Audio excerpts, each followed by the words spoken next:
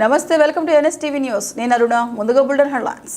ఆంధ్రప్రదేశ్ రాష్ట్ర అభివృద్ధి చంద్రబాబు నాయుడుతోనే సాధ్యమని తెలుగుదేశం జనసేన సారథ్యంలోని చంద్రబాబు నాయుడు, పవన్ కళ్యాణ్, నారా లోకేష్ నాయకత్వంలో మైలవరం నియోజకవర్గం సమగ్రాభివృద్ధికి కృషి చేస్తానని సిట్టింగ్ ఎమ్మెల్యే వసంత కృష్ణప్రసాద్ స్పష్టం చేశారు. పెద్దాయన్ని సుధాకర్ గారిని గెలిచాను, అట్లాగే వెళ్ళి హనుమరెడ్డి గారిని కలుస్తాను. ఈరోజు సాయంత్రం నుంచి మొదలెట్టి మైలవరం నియోజకవర్గంలో ఉన్నటువంటి పెద్దల్ని, అట్లాగే టీడీపీకి సంబంధించిన ముఖ్య నాయకుల్ని, కార్యకర్తలందరూ కూడా కలవబోతా ఉన్నాను. వచ్చే 3 రోజులు అదే కార్యక్రమంగా పెట్టుకొని అందరూ కలుస్తాను. తర్వాత పార్టీ నిర్దేశించిన మేరకు కార్యక్రమాలన్నీ చేసుకుంటూ ముందుకెళ్తాను. సార్, మీరు టీడీపీలో ఎప్పుడు జాయిన్ అవుతారు? వచ్చే 2 రోజుల్లో అది సమాచారం నిర్ణయించి నేను తెలియపరుస్తాను. మైలవరం నుంచే పోటీ చేస్తారు, ఇంకేమన్నా పెరంబలూరు? పార్టీ ఏ రకంగా నిర్దేశిస్తే పార్టీ నిర్ణయానుసారం నేను తెలియపరుస్తాను. Thank you. నేను రాబోయే కొద్ది రోజుల్లో తెలుగుదేశం పార్టీలో చేరి మైలవరం నియోజకవర్గంలో అట్లాగే మిగతా కూడా తెలుగుదేశం పార్టీతో ప్రయాణం చేస్తూ ఎవరైతే నాతో పాటు ఇంతకాలం మైలవరం నియోజకవర్గంలో వైఎస్ఆర్ కాంగ్రెస్ పార్టీలో పనిచేశారో, భావసారూప్యత కలిగి నా నాయకత్వంలో నియోజకవర్గ అభివృద్ధి కోసం ఎవరైతే శ్రమించారో వాళ్ళందరితో మాట్లాడి తెలుగుదేశం పార్టీలో చాలా సంవత్సరాల నుంచి ఆ పార్టీ అభివృద్ధి కోసం, నియోజకవర్గ అభివృద్ధి కోసం కలిసి పనిచేస్తున్నటువంటి సోదరులందరూ ఉన్నారు.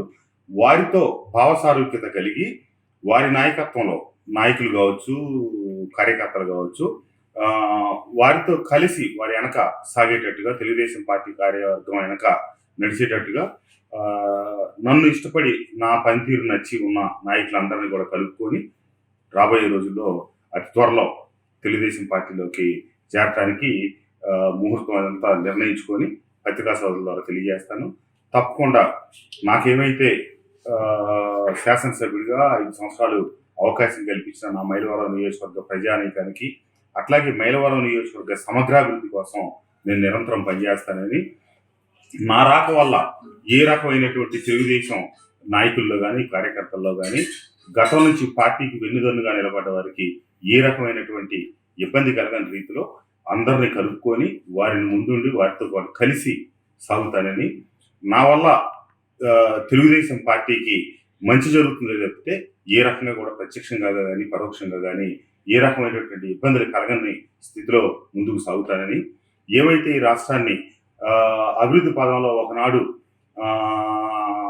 అక్షర క్రమంలోనే కాకుండా అభివృద్ధిలో కూడా ముందున్నటువంటి ఆంధ్రప్రదేశ్ ఈరోజు అన్ని విధాలుగా వెనకబడుతున్నటువంటి పరిస్థితుల్లో అనుభవం కలిగినటువంటి చంద్రబాబు నాయుడు గారి నాయకత్వంలో ఈ రాష్ట్రం మరింతగా పురోగమించడం కోసం,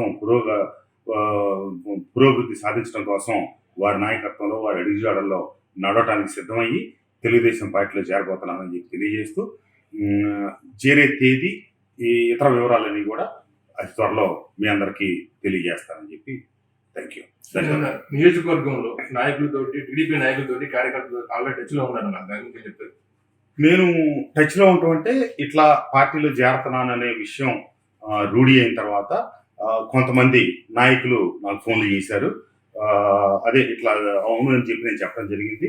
వారిని ఈ రోజు నుంచి రాబోయే 2 రోజులు 3 రోజుల పాటు ముఖ్యులందరినీ, మండల నాయకుల్ని, అట్లాగే మండల పార్టీ అధ్యక్షుల్ని వారిని కలిసి ఎవరెవరు ప్రధానమైనటువంటి కార్యవర్గ సభ్యులు అందరూ ఉన్నారో వారిని అందరికీ ఇళ్ళకెళ్ళి వ్యక్తిగతంగా వచ్చే 3 రోజుల పాటు కలుస్తాను. తదుపరి పార్టీలో చేరే తేదీని నిర్ణయించి వారందరికీ చెప్పి వారందరి అనుమతితో వారందరితో కలిసికట్టుగా ముందుకు అది పార్టీ అధిష్టానం నిర్ణయానుగుణంగా నేను నడుచుకుంటాను. పార్టీ అధిష్టానమే ఆ వివరాలన్నీ నిర్ణయిస్తుంది, వారు ఫైనలైజ్ చేస్తారు. వారి నిర్ణయానుసారమే నేను ముందుకు సార్. ఉమా గారితో మీ ప్రయాణం ఎలా కొనసాగుతుంది? ఉమా గారితో నాకు ఎటువంటి ఆస్తి తగాదాలో ఇతరత్ర వ్యవహారాలు లేదు. రాజకీయంగానే మేమిద్దరం కొద్దిగా 2018 నుంచి వారి మీద నేను పోటీకి వెళ్ళా కాబట్టి వారు నన్ను కొంచెం వ్యక్తిగతంగా దోషంలో దిగటం, అదే మేరకు నేను కూడా కొన్ని ప్రతిస్పందనలు రావటం, ఇట్లా మా ఇద్దరి మధ్య అనేది కొంత వ్యక్తిగతమైనటువంటి స్థాయికి అది వెళ్ళింది.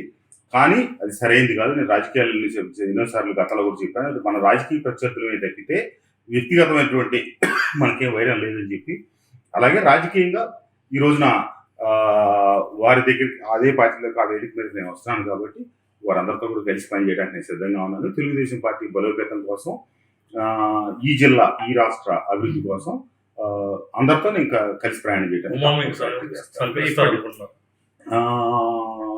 నేను అందరూ పార్టీకి క్రమశిక్షణ కలిగినటువంటి సైనికుల్లాగానే ఉంటారని నేను భావిస్తా ఉన్నాను. ఆ మేరకు ప్రతి ఒక్కరిని నేను వ్యక్తిగతంగా కలుస్తాను. రాబోయే పరిణామాలు ఏ రకంగా జరుగుతాయో అన్ని చూద్దాం. వైసీపీని వేయడానికి గల కారణాలు, పరిస్థితులు ఎలా దారితీస్తుంది? నేను గతంలో చెప్పాను, సంక్షేమమే తప్పితే అభివృద్ధికి ప్రాధాన్యత ఇవ్వని పరిస్థితి. అభివృద్ధి సంక్షేమం అనేది రెండు కలిసి ముందుకు సాగాలనేది నా పూర్తి అభిప్రాయం. సంక్షేమం లేని అభివృద్ధి కానీ, అభివృద్ధి లేని సంక్షేమం కానీ ఈ రెండు సరికాదు అనేది నా భావన. కానీ ఆ రెండింటిని బ్యాలెన్స్ చేసుకుంటూ ముందుకు సాగాల్సిన పరిస్థితుల్లో ఒకదాన్ని మీదేసుకొని అభివృద్ధి అనే దాన్ని పూర్తిగా పక్కన పెట్టడాన్ని నేను జీర్ణించుకోలేక, నేను నాకు నమ్మి ఓట్లు వేసిన ప్రజలకి కొంతమేరకు నేను అభివృద్ధి చేయగలిగాను చెప్తే, నేను అనుకున్న మేరకు నా లక్ష్యాలు నేను చేరుకోలేకపోయాను. అది బాబు గారి వల్లనే సాధ్యమవుతుందని, చంద్రబాబు గారి నాయకత్వంలో అయితేనే నేను అనుకున్న అభివృద్ధిని పూర్తిగా సాధించగలుగుతాననే ఉద్దేశంతో ఈ నిర్ణయం తీసుకోవడం జరిగింది. తప్పకుండా ఎట్టి పరిస్థితుల్లో కూడా గతంలో ప్రజలకి ఎల్లకాలం చాక్లెట్లు బిస్కెట్లు ఇచ్చి పబ్బం గడుపుకుందాం అనే దానికి కాకుండా, నేను గడప గడప తిరిగినప్పుడు కానీ, నియోజకవర్గంలో ఎస్సీ కాలనీలు బీసీ లొకాలిటీలు తిరిగినప్పుడు చాలా మంది తల్లులు నన్ను అడిగారు, మేము ఎంతకాలం ఈ ఇచ్చే సంక్షేమ పథకాలు లేకపోతే ఈ అమ్మఒళ్ళు చేయూతులు వీటి మీదే ఆధారపడి బతకాలి? మా ఇంట్లో మా బిడ్డలో రాజశేఖర రెడ్డి గారి హయాం నుంచి ఫీజు రియంబర్స్మెంట్లు వల్ల, అట్లాగే చంద్రబాబు నాయుడు గారి హయాంలో విదేశీ విద్యాదేవుల్లో ఇట్లాంటి అన్ని కార్యక్రమాలతో ఉన్న బిడ్డలు వారి భవిష్యత్తు ఏంటి, వాళ్ళకి ఉద్యోగ అవకాశాలు ఏంటి, ఇక్కడ ఉద్యోగ కల్పన ఏంటి, మా పిల్లలకు ఉద్యోగాలు ఇప్పించరా అని చెప్పి అడిగారు. మనం అభివృద్ధిని చూపిస్తే, మౌలిక వసతులు ఏర్పాటు చేస్తే, పరిశ్రమలు వస్తే బిడ్డలకి ఉద్యోగాలు దొరుకుతాయి. ఆ రకంగా ఆ కుటుంబాలు వారి కాళ్ళ మీద వాళ్ళు నిలదొక్కుకోవడానికి మనం ముందు చూపుతో సాగాలి తప్పితే, ఎప్పుడు మనం వేసే చాక్లెట్లు బిస్కెట్లు తిరిగి ఆ కుటుంబాలు పూర్తిగా సర్వతోముఖాభివృద్ధి చెందుతాయి అనే భావన ఎట్టి పరిస్థితిలో కరెక్ట్ కాదు. పేదవారికి ఆర్థికంగా నిలదొక్కుకోవటం కోసం సంక్షేమ పథకాలు అందించాలి తప్పితే, సంక్షేమం కేవలం వాళ్ళని వాటి మీద ఆధారంగా ఉన్నప్పుడు, శంకుస్థాపన చేసినప్పుడు, అమరావతిపై నిర్ణయం తీసుకున్నప్పుడు అప్పుడే బాబు గారికి చెప్పుకుంటే బాగుండేది. ఎందుకంటే నేను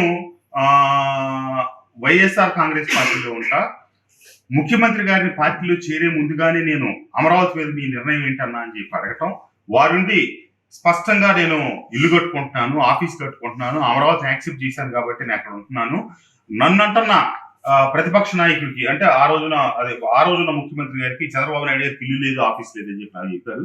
కాబట్టి వారి మాట నిజము అనుకుని నేను ఆ రోజు వైఎస్ఆర్ కాంగ్రెస్ పార్టీలో చేరటం, కొన్ని సందర్భాల్లో ఈ ప్రాంతంలోనే ఉంటుందని చెప్పి నేను బల్లగుద్ది చెప్పడం, తర్వాత పార్టీ నిర్ణయం తీసుకొని ముఖ్యమంత్రి గారు నిర్ణయం తీసుకొని అసెంబ్లీలో బిల్లు ప్రవేశపెట్టిన తర్వాత ఆ రోజు తెల్లారి సాయంత్రమో ముఖ్యమంత్రి గారి క్యాంప్ ఆఫీస్ లో కృష్ణా గుంటూరు జిల్లాలకు సంబంధించిన ఎమ్మెల్యేలు, మంత్రులు, ముఖ్యులతో సమావేశం ఏర్పాటు చేసి, ప్రధానంగా ఈ రెండు జిల్లాల నుంచి మీకు సమస్య ఉంటుంది కాబట్టి మీరు ప్రజలకు చెప్పాలి, ఇట్లా అట్లా అని చెప్పి చెప్పడం జరిగింది. బొత్స సత్యనారాయణ గారు, సజ్జల రామకృష్ణారెడ్డి గారి సమక్షంలో వారు చెప్పిన తర్వాత నేను అక్కడ తీవ్రంగా వ్యతిరేకించాను. ఈ రకమైనటువంటి నిర్ణయం పార్టీకి ఇబ్బందికరం, రాబోయే రోజుల్లో మనకి చాలా కష్టం, దయచేసి ఈ నిర్ణయాన్ని మార్చుకోవాలి, తప్పదు కాదుకూడదనే పరిస్థితి వస్తే కనుక లెజిస్లేటివ్ క్యాపిటల్ ని వైజాగ్ మార్చి ఎగ్జిక్యూటివ్ క్యాపిటల్, సెక్రటరియట్ ఇత్యాది అన్ని కూడా ఇక్కడే ఉండేటట్టుగా కనుక చేయకపోతే మనం నష్టపోతాం అని చెప్పి నేను స్పష్టంగా బల్లగుద్ది మాట్లాడటం జరిగింది. అంతమంది 35 మంది ఆ రోజున్న బాధ్యుల మధ్యలో కూడా నేను మాట్లాడిగానే కొడాలి నాని గారు లేకపోవటం, నన్ను ఖండించి అసలు ఇక్కడ ఎవరు చెప్పమన్నాడు మిమ్మల్ని, ఇక్కడ అసలు అసెంబ్లీ కూడా ఉన్నా ఒకటి, లేకపోయినా ఒకటి, ఏది వెళ్ళిపోయినా ఒకటి అని చెప్పి మాట్లాడటం, తర్వాత అంబటి రాంబాబు గారు లేచి వ్యక్తిగతంగా నా మీద దాడి చేయటువంటి మాటలతో, అసలు ఈ ఇంట్లో కూర్చొని ముఖ్యమంత్రి గారి నిర్ణయాన్ని ప్రశ్నించే దమ్ము ఎవరుకుంది, ధైర్యం ఎవరుకుంది అని చెప్పి నన్ను వారు మాట్లాడారు. నేను తర్వాత లేచి గట్టిగా బదులిచ్చాను. నా అభిప్రాయం నేను చెప్తున్నా, మీ అభిప్రాయం ఏమైనా ఉంటే మీరు చెప్పుకుంటూ తెచ్చితే నా అభిప్రాయాలు మీరు ఖండించాల్సిన అవసరం లేదని చెప్పా. తర్వాత మల్లాది విష్ణు గారు నా తర్వాత మాట్లాడి కృష్ణప్రసాద్ గారి అభిప్రాయాలతో నేను ఏకీపిస్తున్నాను అని చెప్పి చెప్పడం. ఆ తర్వాత యార్లగడ్డ వెంకట్రావు గారు ఇప్పుడు గంట సేపు నుంచి జరుగుతున్న ఈ వాద సంవాదంలో మీరు ఒక్కళ్ళే మాట్లాడుతున్నారు కృష్ణప్రసాద్ గారు, ఎందుకు మీకు ఇబ్బంది జరుగుతుంది అంటే ఇప్పుడు చెప్పాల్సిన వాదాలని చెప్పారంటే చెప్పలే అని చెప్పి ఆ తర్వాత ఆగటం. ఆ తర్వాత నన్ను మా వాళ్ళు సన్నిహితులు కొంతమంది మనం అనుకున్న దాని ప్రకారం రాజీనామా చేద్దామని చెప్పి మాట్లాడటం జరిగింది. కానీ నేను ఆ రోజు ఒకటే ఆలోచించా, నేను రాజీనామా చేస్తా, అది పెద్ద విషయం కాదు. నేను అప్పటికి 20 ఏళ్ల శాసనసభ్యుడు కావాలని నా కళ. ప్రజలు నన్ను గెలిపించిన తర్వాత నేను అంతకుముందు ఏమైతే దేవినేని ఉమామహేశ్వరరావు గారికి సవాలు విసిరానో వారు దానికి ముందుకు రాలేదు. ఇద్దరం ఇక్కడి నుంచి రాజధాని వెళ్ళిపోతే నేను రాజీనామా చేస్తా, వెళ్ళకుండా ఇక్కడ ఉంటే నువ్వు చేస్తావా అని అడిగితే ఆయన ఏం మాట్లాడకుండా నేను రాజీనామా చేస్తా అన్న విషయాన్ని ప్రజాబాహుళ్యంలోకి తీసుకెళ్లారు. అప్పుడు మా వాళ్ళు కొంతమంది ఉండి లేదు ఇక్కడి నుంచి అమరావతి తీసేసి అభివృద్ధిని అడ్డుకునే క్రమంలో మనం రాజీనామా చేద్దామని చెప్పి మాట్లాడారు. మాడితే నేను చెప్పానంటే ఈ రోజు నేను రాజీనామా చేస్తే ఇంతమంది మందబలం 151 మంది శాసనసభ్యులు బలం ఉన్నటువంటి ఈ ప్రభుత్వానికి నేను ఒక్కడిని రాజీనామా చేస్తే తదుపరి వచ్చే బై ఎలక్షన్ లో ఇది రాజధానికి అనుకూలంగా వ్యతిరేకంగా గనక ఎన్నిక నిర్వహిస్తే ఏమైతే తిరుపతి బై ఎలక్షన్ జరిగిందో అదే రకమైనటువంటి ఫలితాన్ని ఇక్కడ తీసుకొచ్చి ఖచ్చితంగా అమరావతికి వ్యతిరేకంగా ధనబలంతో అధికార బలంతో ఆ ఎన్నికల్లో ఒకవేళ గనక అమరావతికి అనుకూలంగా పోటీ చేసిన అభ్యర్థిని కనుక ఓడిస్తే రాజధాని అమరావతి అనే విషయం శాశ్వతంగా ఆ మామూలుగా జరిగిన బై ఎలక్షన్ లో ఒక ప్రజల్లో అభిప్రాయం కలిగిస్తారనే ఉద్దేశంతో ఆ రోజు నేను రాజీనామా చేయకుండా ఆగాను. కాకపోతే ఆ తర్వాత కూడా ఎన్ని వేదికలు మాట్లాడినా మైలవరం శాసనసభ్యుడిగా, కృష్ణా జిల్లా వాసిగా ఎప్పటికీ నేను అమరావతిని సమర్థిస్తా ఉంటాను, అమరావతి ఇక్కడే ఉండాలని, నేను రాజధాని ఇక్కడే ఉండాలని కోరుకుంటానని చెప్పి పలు సందర్భాల్లో చెప్పాను. నాకు అమరావతిలో సెంటు భూమి కానీ అంగుళం స్థలం కానీ ఎక్కడా లేవు. కానీ రాష్ట్ర 13 జిల్లాలకు నడిబొడ్డు నుండి అందరికీ ఆమోదయోగ్యమైంది, అందరికీ అనుకూలమైన ప్రదేశం అనే ఉద్దేశంతో అందరి సంప్రదింపులతో మొదలెట్టి రైతుల భాగస్వామ్యంతో మొదలైన ఆ బృహత్తరమైన ప్రణాళికని ఛిద్రం చేయటం, దాన్ని నాశనం చేయటాన్ని భరించలేకనే నేను ఆ రోజు చెప్పడం జరిగింది. నేను ఆ సమావేశంలో మాట్లాడిన విషయాలు మొత్తం చాలా నాయకత్వాలకు తెలుసు. అలాగే రైతుల దగ్గర కూడా ఆ రోజే ఆ తెల్లారే చేరటం కూడా జరిగింది. కాకపోతే రాజీనామా ఒక్కటి నేను చేయలేదు. చేయకపోవడానికి నేను ఆలోచించిన కారణం అయితే మటుకు ఆ రోజు అది. ఇప్పుడు మైలవరం నియోజకవర్గం